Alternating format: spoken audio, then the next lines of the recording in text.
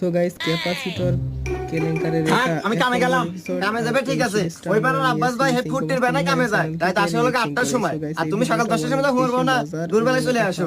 এবারে কাম হলে আমার সংসার চলবো না। আর নির্বংশে আমাকে তো কোনো দিক দিয়ে সুখ দিয়ে পেল না। এরপরে সবগুলো এপিসোড আমরা দেখ তো সুত মারানি কয় কি, এই সুত মারানি আমি যদি তোকে সুখ না দিবার পারি কিটো দেয় হ্যাঁ? হ্যাঁ রে নির্বংশা, তোর দেওয়া যে সুখ আর আমার ঘরের ফ্যান সবসময় খালি ডগর ডগর ডগর ডগর ঘুরে, কোনো স্পিরিট নাই। দেখ তো সুত মারানি কার হাতে কি না গেছে। আরে ফ্যান হলে ক্যাপাসিটার দুর্বল, ওই ক্যাপাসিটার চেঞ্জ করলে ফ্যান জোরে করবো, স্পিরিট হবো। আরে ওটা আমি সময় হেরা পাল্টাতে মানে ও আর তোমাকে দেবো না, ওই ক্যাপাসিটার আমি তো পাল্টানে মানে। তুই যখন কামে যা, তোকে দেখবে মন যাইতেছে না।